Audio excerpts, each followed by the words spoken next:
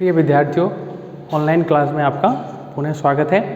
ये video lecture आपका BSc first year physics का पेपर फर्स्ट मैकेनिक्स का वीडियो लेक्चर नंबर 17 है। ठीक है, देखिए जरा। फर्स्ट पेपर मैकेनिक्स यानी कि हिंदी में इसको क्या बोलते हैं, यांत्रिकी। ठीक है, तो स्टार्ट करते हैं वीडियो। इसमें अगर हम देखें कि इससे पहले हम प्रीवियस वीडियो लेक्चर में हम कहाँ तक स्टडी कर लिए थे, तो उसमें हम देखते हैं तो हमको मिलता है कि उसमें हम पढ़ रहे थे काल विस्फारण या समय प्रस्फुरण। ठीक है, हेडिंग डाल देते हैं।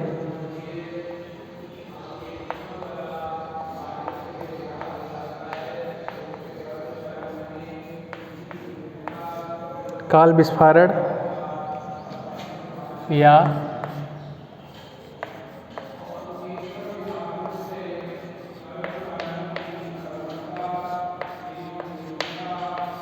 समय प्रस्फुरण। ठीक है, इस पर डायग्राम भी हमने बनाया था, फिर से बना ले रहे हैं डायग्राम।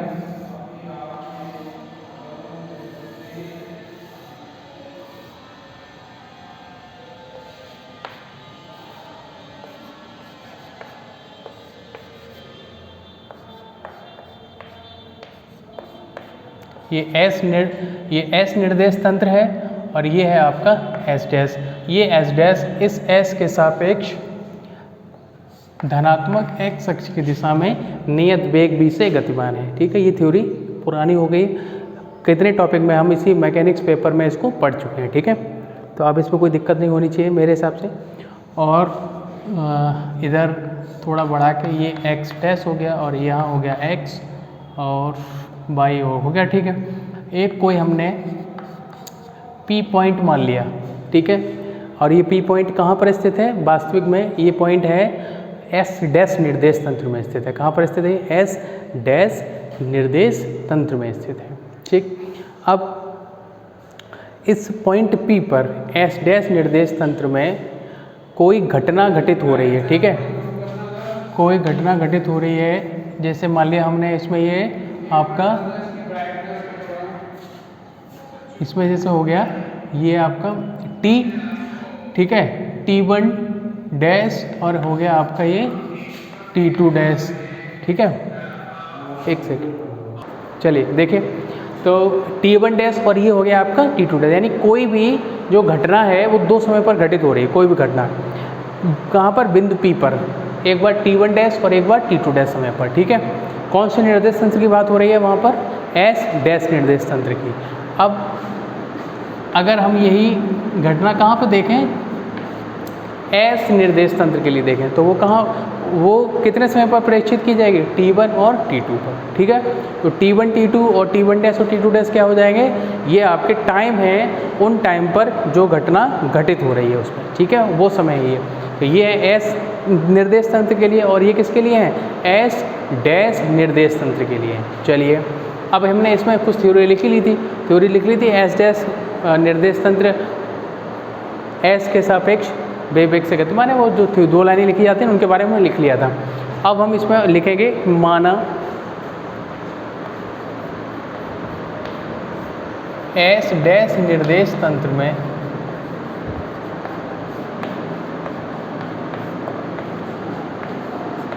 कोई बिंदु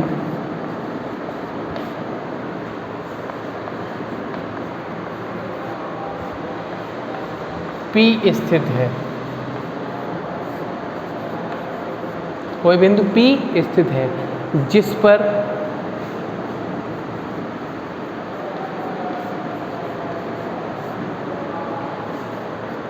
T1 डैश व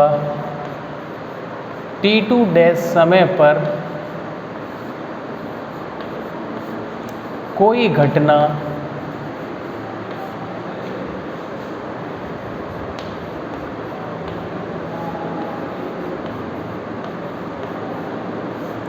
घटित होती है।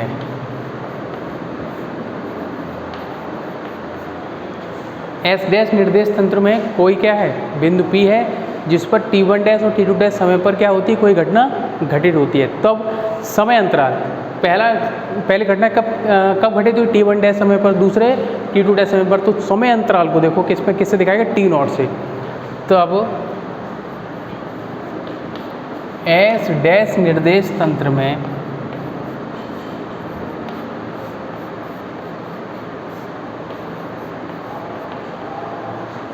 समय अंतराल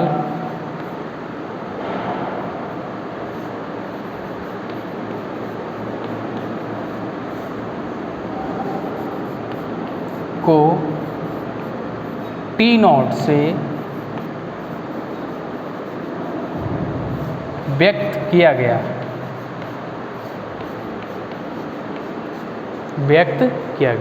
समय अंतराल को किससे हमने डिनोट किया है? T0 से। तो इक्वेशन क्या हो जाएगी? T0 बराबर क्या आ जाएगा आपका?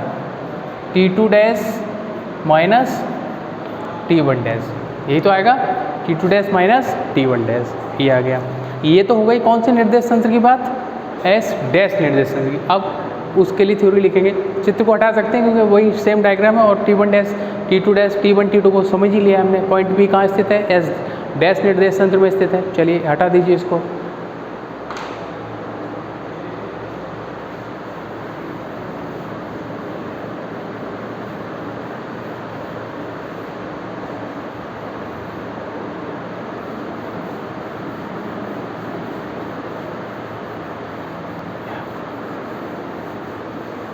चलिए देखिए, हाँ इसी प्रकार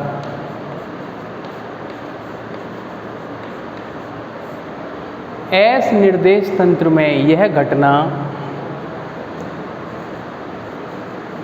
दिख रहा है ना?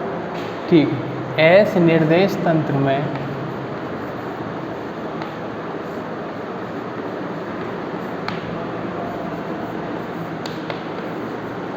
यह घटना T1 व T2 समय पर प्रेक्षित की जाती है।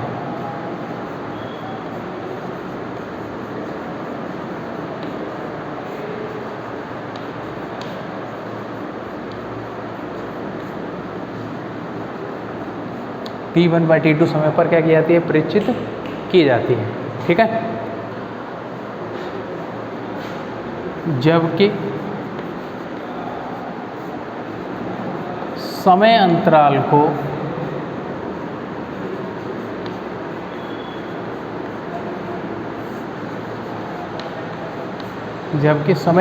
किससे व्यक्त किया गया है?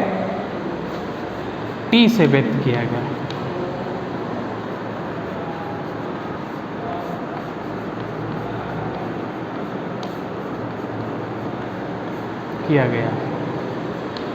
ठीक है, ये हो गया।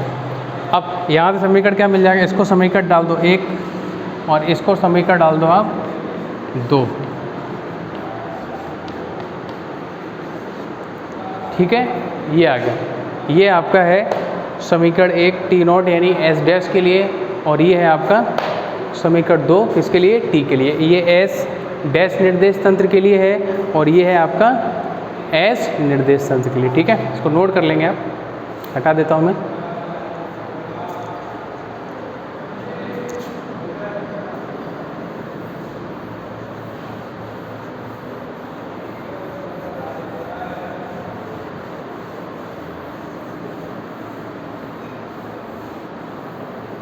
अब देखो क्या है इसमें। अच्छा, जैसे आपको पता है कि यहाँ समय की बात हो रही है, तो लॉरेंज रूपांतर समीकरण का कौन सा वाला रूपांतर समीकरण रहेगा? टाइम वाला, चौथा समीकरण। ठीक है, लॉरेंज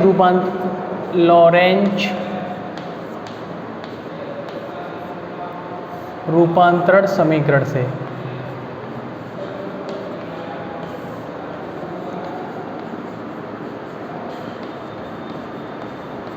लॉरेंज रूपांतरण समीकरण से कौन सा लॉरेंज रूपांतरण समीकरण रहेगा? T डैश बराबर T minus x v upon c square upon under root 1 minus v square upon c square. इसको डाल दो समीकरण नंबर 3, इसको डाल दिया इक्वेशन नंबर 3। ठीक है, अब ये लॉरेंज का जो रूपांतर समीकरण है वो टाइम वाला रूपांतर समीकरण है। और ये जो डैश लगा हुआ है ये एस डैश निर्देश तंत्र को डिनोट करता है और ये एस निर्देश तंत्र को। अगर समीकरण 3 से हम समीकरण 3 से एस निर्देश तंत्र के लिए एस निर्देश तंत्र के लिए अगर हम इक्वेशन को लिखना चाहें तो इक्वेशन क्या होगी हमारी, t बराबर टी डैश माइनस का साइन चेंज हो जाएगा, टी डैश का टी डैश बराबर वो t बराबर टी डैश माइनस पहले से था यहाँ क्या हो जाएगा प्लस और x का हो जाएगा x डैश और v अपॉन सी स्क्वायर और टोटल अपॉन में आ जाएगा आपका 1 minus v square upon c square. ध्यान से देखिए जरा, ऊपर वाला जो समीकरण है ये आपका एस डैश निर्देश तंत्र को व्यक्त कर रहा है और ये जो समीकरण है आपका 4 ये आपके एस निर्देश तंत्र को व्यक्त कर रहा है। यहाँ से इस समीकरण को लिखने में हमने क्या किया है, जहाँ डैश है वहाँ तो डैश हट गया है और जहाँ डैश नहीं है वहाँ पर डैश आ गया, बाकी जो कांस्टेंट वैल्यू है उस पर कोई डिफरेंस नहीं है। देखिए v सेम है, सी स्क्वायर सेम है, माइनस का क्या हो गया प्लस हो गया क्योंकि ये एस डैश के लिए है और ये किसके लिए, एस के लिए। दूसरी चीज़ देखिए टी का क्या हो गया यहाँ पर टी डैश, यहाँ पर डैश था पहले तो यहाँ पर क्या हो गया हट गया ये, ठीक है। तो ये समीकरण डाल दिया हमने 4, बाकी b and c both are constant, ठीक है। अब इसको हटा दीजिए, इधर नोट कर लिया होगा आपने। अब समीकरण 4 के आधार पर हम 2 और समीकरण बनाएंगे जिनको हम समीकरण 5 और 6 डालेंगे और उनमें वैल्यू किसकी निकाली जाएगी वो देखिए। उनमें जो वैल्यू निकलेगी वो होगी, देखो समीकरण 4 की सहायता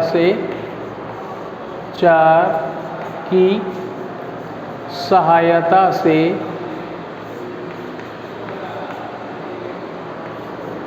T1 व T2 किसका मान ज्ञात करेंगे हम, T1 व T2 का, T1 व T2 का मान ज्ञात करने पर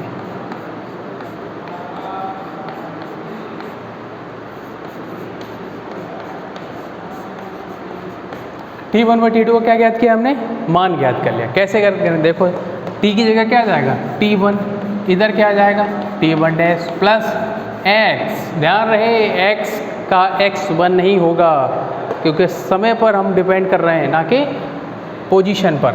तो x dash b upon c square upon under root 1 minus v square upon c square. समीकरण नंबर आ गया ये आपका 5, नोट करेंगे इसको, ठीक है। अब हम इसको हटा दे रहे हैं, इधर T2 का मान भी आ जाएगा। किसका मान निकालेंगे यहाँ से, आप T2 का मान निकालेंगे, निकाल लीजिए T2 का मान।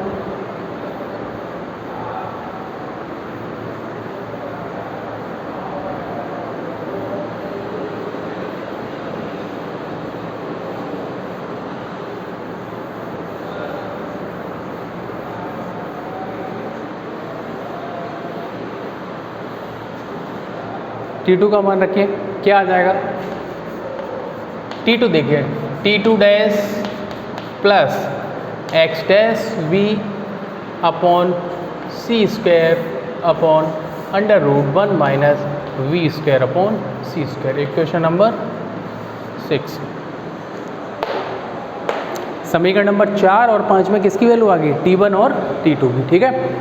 अब ये दोनों वैल्यू इक्वेशन 5 एंड इक्वेशन 6 में जो वैल्यू है वो समीकरण किस में रखेंगे, हम 2 में रखेंगे, जहाँ पर किसकी वैल्यू दी गई थी, t बराबर समय अंतराल टाइम इंटरवल t बराबर T2 माइनस T1, ठीक है। तो समीकरण 5 और 6 का मान समीकरण 2 में रखने पर समीकरण 5 व 6 का मान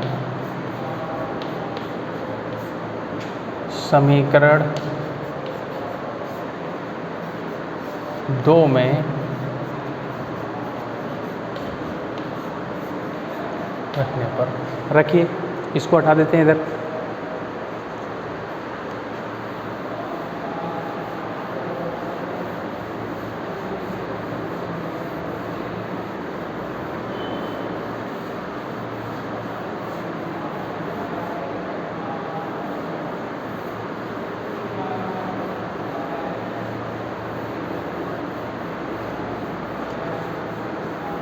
चलिए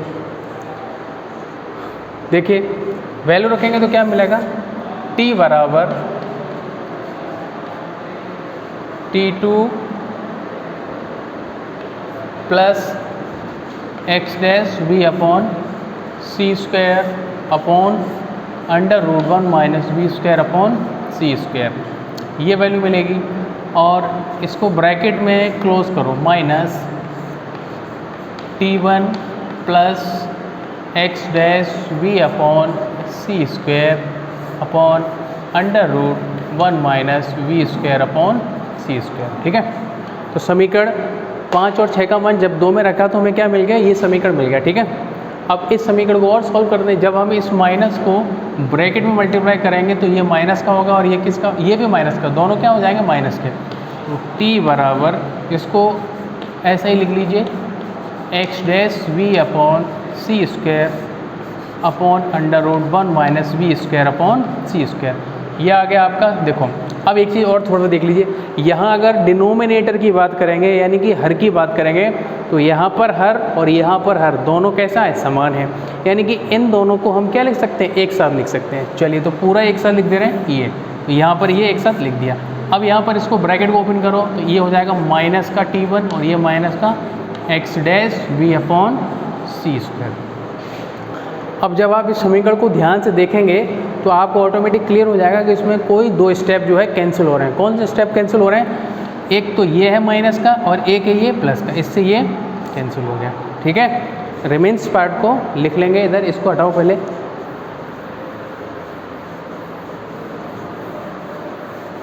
चलिए जो बचा हुआ है उसको लिख लेंगे, जो t बराबर क्या बचा है, T2 माइनस T1 अपॉन, ठीक है, क्या बचा है आपके पास, T2 माइनस T1 और अपॉन में आपके बचा है under root 1 minus v square और अपॉन में सी स्क्वायर। अच्छा यहाँ देखिए ये t है तो फिर यहाँ पर क्या लगे रहेगा, डैश के रहेंगे, ये क्या रहेंगे, डैश के, क्योंकि ये अगर s निर्देश तंत्र की बात करेगा तो ये किसकी करेगा, फिर s डैश की। ठीक है, तो यहाँ डैश रहेगा जरूर। अब देखिए इसको समीकरण डाल दो, अब कौन सा आएगा, ये 5 6 आया, ये आ गया समीकरण नंबर 7। अब ध्यान से अगर देखेंगे तो समीकरण 1 में जो वैल्यू थी T2 dash minus T1 dash, वो किसकी वैल्यू बराबर थी, देखिए ज़रा समीकरण 1 अभी जो कराया था, तो समीकरण 1 से जो T0 बराबर था किसके, T2 dash minus T1 dash, यानी इस वैल्यू की जगह हम क्या लिख सकते हैं, T0 लिख दीजिए। यह है मान समीकरण किस में रख देंगे, 7 में रखने पर, समीकरण 7 में रखने पर, this value putting in the equation of 7। इसको नोट कर लिया होगा आपने, ठीक है, तो मैं हटा दे रहा हूँ इसको। चलिए अब देखते हैं कहाँ पे आ गए। इसके बाद वैल्यू पुट करेंगे तो इक्वेशन मिल गई आपको। क्या इक्वेशन है आपके पास, t बराबर T0 upon under root 1 minus v square upon c square. यहाँ पर देखिए, अब यहाँ पर एक स्पेशल केस बनता है, ज़रा देखिए, और वो स्पेशल केस बनता है जो मैंने आपको लंबाई संकुचन में बताया था। लंबाई संकुचन में क्या बताया था, अगर देखा होगा आपने तो इक्वेशन क्या निकली थी, L बराबर L0 under root 1 minus v square upon c square. और यहाँ पर ये जो टाइम की इक्वेशन निकली, यानी कि काल विस्फारण या समय प्रस्फुरण, प्रस्फुरण का मतलब होता है फूटना, ठीक है, कोई एक ऐसी छोटी चीज़ है, तो प्रस्फुरण का मतलब क्या है, जैसे प्रस्फुटित बोलते हैं ना, जैसे कोई फूल हुआ, प्रस्फुटित हुआ तो खिल गया, ठीक है, यानी कि उसका जो स्पेस था वो क्या हो गया, अधिक हो गया, उसका प्रभाव क्या हो गया, अधिक हो गया। अब सेम यहाँ पर एक केस देखिए ज़रा, यहाँ पर एक हमने आपको केस बताया था कि अगर किसी पार्टिकल, किसी कण का वेग कितना हो जाए, प्रकाश के वेग के बराबर हो जाए, क्या बताया था, अगर भूल गए हो तो मैं दोबारा बता दे रहा हूँ, v is equal to c, v will be equal to c। अगर किसी कण का वेग c के बराबर हो जाएगा तो उसकी लंबाई क्या हो जाएगी, 0, लेंथ क्या हो जाएगी उसकी, 0 हो जाएगी। यहाँ से देख लो, b बराबर c रखोगे तो c स्क्वायर और upon c square, c square से c स्क्वायर क्या होगा, कैंसिल, बचेगा 1, 1 माइनस 1 क्या हो जाएगा, 0। और L बराबर क्या मिलेगा आपको 0, ठीक है। तो ये केस मैं पहले आपको बता दिया है, एक अभी दोबारा से बता रहा हूँ जिससे कि आपको याद आ जाए।